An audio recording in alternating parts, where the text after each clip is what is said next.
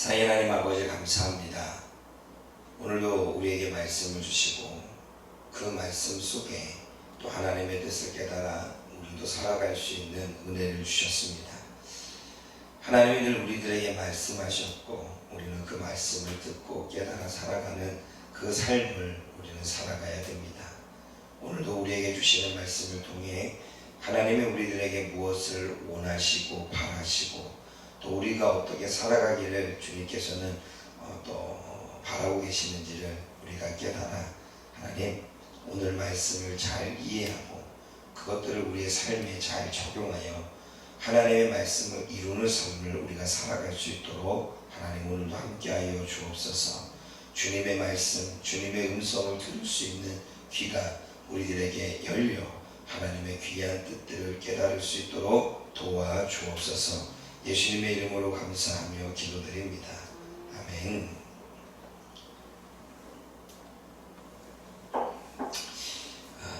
제사장의 직분을 맡기기 전에 이제 제사장들을 거룩하게 하고 그리고 난 이후에 위임하는 것을 보게 되어지죠.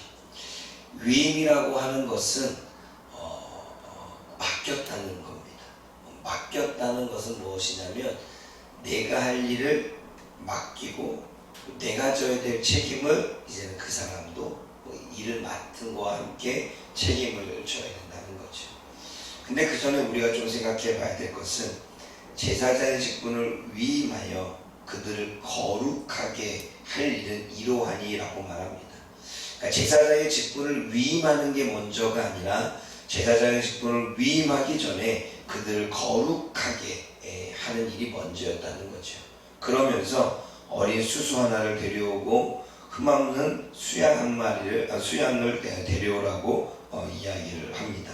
그러니까 수수 하나와 그 다음에 수양 둘을 데리고 와서 이렇게 택하고 그리고 무교원과 기름 닦인 무교과자와 여러 가지 거룩하게 하는 일들을 행하는 것을 보게 되어지죠. 제사장을 세우실 때 하나님은 거룩하게 하셨고 그리고 직분을 맡기신 이후에 위임하셨습니다. 그 위임은 아까 얘기한 대로 책임을 맡기셨죠. 우리가 사도행전을 말씀을 살펴보면서 하나님은 일곱 또 집사들에게 또 하나님의 일들을 행하는 자들에게 어떻게 해요? 성령 충만한 자에게 하나님은 직분을 맡기셨고 그리고 그들에게 하나님은 위임하셨습니다. 그런데 그 위임은 맡은 자에게 구할 것은 충성이라는 거죠. 그러니까 한편으로 말할 때 거룩한 자에게 직분을 맡겼고 성령 충만한 자에게 직분을 맡겼다는 것은 바로 성령 충만한 자가 거룩해집니까? 안 됩니까? 성령 충만한 자는 지금 자신이 온전하지 않아도 성화의 과정을 거치기 위해 성령께서 주시는 말씀 마음대로 생각과 마음을 거룩하게 만들려고 하는 삶을 살겠지요. 그러므로 거룩한 자에게 직분을 맡기고 성령 충만에게 직분을 맡기는 것은 어쩌면 같은 이야기입니다. 단지 그게 구약의 표현과 신약의 표현이 다를 뿐입니다. 위임도 마찬가지입니다. 여러분 위임한 것도 구약에서는 위임이라고 말하지만 신약에서는 같은 위임이라 할지라도 맡은 자에게 구할 것은 충성이죠. 그 얘기는 뭐냐면 위임받은 자는 자신이 맡은 일을 다 책임을 다해야 되는데 그것은 하나님께 충성으로 나오는 것입니다. 충성은 우리가 보통 군대에서 충성 이렇게 경례를 하죠. 충성은 우리의 지휘관의 말에 순종하고 복종하고 따르겠다는 이야기입니다. 위임을 받았다는 것은 뭐냐면 내가 하나님의 말씀에 하나님의 계획에 하나님의 뜻하시는 일에 하나님을 나를 세우고자 하였던 그 일에 세우셔서 하나님의 내가 하고자 원하는 그 일에 내가 책임지고 하겠다는 거죠. 그게 위임입니다. 그래서 마태복음 28장 19절과 20절에 보게 되면 하나님의 거룩한 위임이 나오죠. 너희는 모든 족속으로 제자를 삼아 아버지와 아들과 아버지와 아들과 성령의 이름으로 세례를 주고 내가 너에게 분부한 모든 것을 가르쳐 지키게 하라 라고 하는 것은 하나님이 남은 제자들에게 자신이 해왔던 사역을 위임하는 것입니다. 그리고 그 위임은 그들에게 충성으로 받기를 원하시는 거죠. 충성으로 받기를 원하시는 것은 하나님이 원하시는 뜻, 하나님의 계획, 하나님이 하시고자 원하시는 그대로 행하는 것, 순종하는 것, 복종하는 것이 그 안에 담겨져 있는 것입니다. 사랑하는 여러분, 하나님은 저와 여러분들에게 직분을 맡기셨습니다. 물론 우리가 교회 안에 받은 직분도 있지만 실질적으로 하나님은 성경 안에서 하나님이 우리들에게 직분을 주셨죠. 너희는 왕같은 제사장이요 거룩한 나라요 하나님의 소유된 백성이다 라고 말할 때 왕같은 제사장이라고 하는 것을 우리 또한 구약시대에 주어졌던 제사장의 직분이 우리들에게 맡겨졌음을 이야기하는 거죠.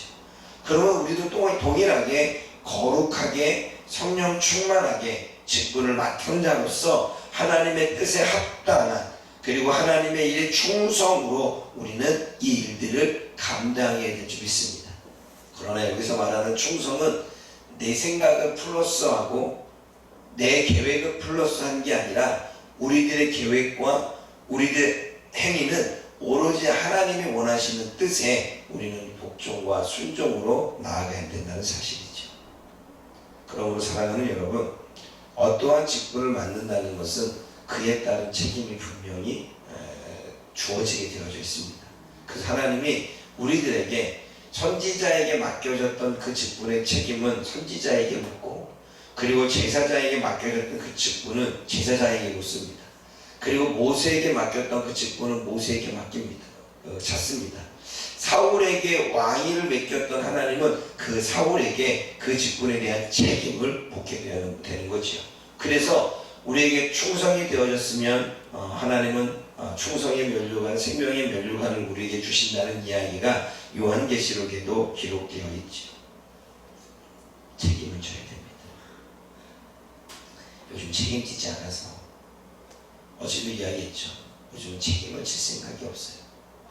그런데 여러분, 나중에도 우리 젊은이들에게 할 얘기가 있지만 요즘 젊은이들도 책임지지 않고 생각 없이 행동합니다. 책임을 질 생각을 하고 해야 되는 거죠. 그래서 저는 우리 아이들에게 어릴 때부터 책임을 지게 합니다. 핸드폰을 깨먹었으면 핸드폰을 깨먹은 것에 대한 책임, 그것은 한동안은 핸드폰을 가질 수가 없는 거예요. 그게 책임이죠. 또 핸드폰이 없어서 불편함을 겪고 그리고 핸드폰이 없어서 조금 힘든 일을 겪는 것이 그가 그것을 관리해야 될 책임을 묻는 것입니다. 그런데 주변의 사람이 더 괴롭더라고요. 핸드폰 빌려달라. 사랑하는 여러분, 저와 여러분들이 하나님 앞에 직분을 받았다면 그 직분을 하나님은 우리에게 위임하셨고 반드시 그 책임에 대한 부분은 하나님이 우리에게 받으신다는 걸 요구하십니다. 그러므로 우리가 맡은 자에게는 충성, 하나님의 뜻을 이루기 위해서 열심히 그 직분을 감당할 수 있기를 주님의 이름으로 부탁을 드립니다. 두 번째로 우리가 생각해봐야 될 것을 보세요. 여러분 1절 말씀을 다시 한번 읽어보십시오. 시작. 내가 그들에게 나를 섬길 제사장 직분을 위임하여 그들을 거룩하게 하리라 하니 곧 어린 수소와 하나와 수염을 순혈을 택하고. 네, 이따가 하세요. 여러분 어린 수소 하나와 흠없는 수양 둘을 택하는데 10절을 보게 되면 숫소가지를 회막으로 끌어옵니다. 숫소를 끌어오지요. 그리고 15절에 수양 한 마리를 끌어옵니다. 수양을 끌어오지요. 먼저 속죄제와 번제를 드리고 그리고 제사장이 거룩한 옷을 입히고 그리고 제물을 위임시킨 이러한 절차인데 오늘 본문에 보게 되면 위에서 1절에서 했던 이야기가 10절과 15절에 확장되어져서 더 구체적으로 설명하는 것을 보게 되어집니다. 거룩의 절차는 먼저 속죄제와 번제를 드리는 것입니다. 여러분 속죄제는 무엇입니까? 오늘 여기 여러 가지 이야기가 나와 있는데 지난번에 우리가 오제사를 설명할 때 얘기했던 것처럼 속죄제는 죄를 사함받는 행위입니다. 죄를 사함받는 건 뭐냐면 내가 죄를 회개하고 그 죄를 인정하고 그 죄를 회개한 다음에 어떻게 해요? 하나님 앞에 내가 잘못했습니다 라고 용서를 구하는 행위, 그리고 그 용서를 구한 것에 대한 용서를 받은 것에 대한 이야기가 바로 죄사함입니다. 그리고 그 죄사함은 희생제물로 들어가는 거죠. 그 피를 그 제단의 뿌리에 바르는 것, 그리고 그 죄를 송아지에게 안수하여 정가하는 것, 마치 예수님께서 우리의 죄를 담당하고 십자가에 죽으신 것과 같은, 예수님이 우리를 대신하여 죽으신 것처럼 지금 이 수송아지는 예수님을 대신하여 죽는 그러한 행위를 보여주고 있는 것입니다. 다시 말해 거룩의 절차 가운데 중요한 것은 죄 인정입니다. 저와 여러분의 죄를 인정하고 회개하고 그 죄사함의 은혜를 받는 것입니다. 그러므로 우리가 직분을 받기 전에 우리가 거룩해질 수 있는 것은 죄를 인정하고 회개하고 죄사함의 은혜를 받을 때에 우리가 가능한 거죠. 그런데 그 구약 시대에는 매번 그렇게 했다면 예수님을 통해서 우리는 이제는 예수님의 단번의 제사로 우리가 죄사함의 은혜를 받았죠. 그러나 원죄는 해결되었지만 우리가 자범죄, 계속해서 매일같이 짓는 생각의 죄, 마음의 죄, 행동의 죄, 입의 죄, 이 모든 죄는 우리가 늘 하나님 앞에 거룩하기 위해서 인정하고 회개되는 것입니다. 그래서 성령께서 필요한 이유가 무엇이냐면 성령께서는 우리의 죄를 깨닫게 하고 성령께서 우리의 죄를 보게 하셔서 우리로 하여금 그게 죄가 죄됨을 인정하게 하고 회개케 만들어서 계속 우리를 죄사함으로 우리의 그 자범죄를 깨끗게 하게 한 과정으로 주님께서는 우리를 인도하시는 것입니다. 그러므로 사랑하는 여러분, 오늘도 저와 여러분들이 모든 직분을 감당하기 이전에 먼저 우리의 죄를 인정하고 회개하는 삶을 살아가는 저와 여러분들 되어지기를 원합니다. 두 번째는 번제입니다. 번제의 뜻은 희생을 이야기합니다. 희생은 온전한 헌신을 이야기하죠. 여러분, 그 제사장의 직분을 위임하면서 너의 죄를 죄사함을 통해서만 거룩한 모습으로만 하나님을 섬길 수 있고 번제를 통해서 충성 맹세를 받는 거죠. 내가 하나님 앞에 온전히 헌신하겠습니다. 내가 하나님의 뜻에 온전히 충성하겠습니다. 하나님이 맡기신 나의 영혼에게 하나님 내가 온전히 헌신하겠습니다. 그렇게 자신을 불태워 화제로 드리면서 내가 온전하게 하나님 앞에 나아가겠습니다 라고 하는 결단이 바로 번제인 것입니다. 사랑하는 여러분, 맡은 자들에게 구할 것은 충성이다 라고 말할 때 그 충성은 온전한 헌신을 의미하는 거죠. 우리가 무언가 직분을 받을 때에는 그것은 내가 어떠한 상황에서도 하나님께 온전한 마음으로 나아가겠다는 것입니다. 그것은 하나님께 대한 헌신이지만 결과적으로는 하나님이 맡기신 직분에 대한 헌신입니다. 그러면 제사장은 힘들게 하루 종일 냄새가 나고 그리고 피냄새를 맡고 가죽 냄새를 맡고 불에 태워지는 이러한 태움의 냄새를 맡으면서 이 직분을 감당해야 했습니다. 여러분, 이것은 막노동 중에 막노동이 없습니다. 보세요. 그 당시에 제단이 번제 하나라면 한 마리의 번제를 올립니다. 그러면 한 사람이 한 마리 번제를 올리면 여러분, 하루에 죄 지은 사람이 몇 명이 되겠습니까? 그럼 하루 종일 그거 하고 있는 거예요. 이런 막노동이 없습니다. 그럼에도 불구하고 기꺼이 그것을 하나님이 맡겨주신 직분으로 여기고 그리고 그 영혼들을 위해 그리고 하나님을 위해 기꺼이 나를 희생하며 내가 헌신하겠습니다 라고 하는 주님의 메시지가 주님의 향한 결단이 오늘의 이야기입니다. 그런데 어제 우리가 다니엘 기도회에서 이야기 나누었던 그 마라나타 선교사님, 우리가 하나님 앞에 헌신하는 게 아니다. 하나님이 나에게 베풀어 주시는 은혜에 비하면 우리가 주님 앞에 헌신하는 건 헌신이 아니다. 오히려 나는 하나님께 받은 은혜가 너무나 크기 때문에 이거는 기꺼이 내가 가야 될 길. 사랑하는 여러분, 하나님이 우리들을 향하여 온전한 희생, 온전한 헌신을 보여준 거에 비교하면 우리가 하나님을 위해서 또 하나님 맡긴 직분을 위해서 하는 것은 사랑하는 여러분, 근데 우리는 그런 헌신이 육체를 가지고 있기 때문에 상당히 크지. 근데 예수님도 그 육체를 가지고 자신을 십자가에 드린 그 일을 하셨다는 건 얼마나 큰 헌신과 희생을 우리들에게 보여주셨는지, 얼마나 큰 결단을 보여주셨는지를 우리가 알 수 있습니다.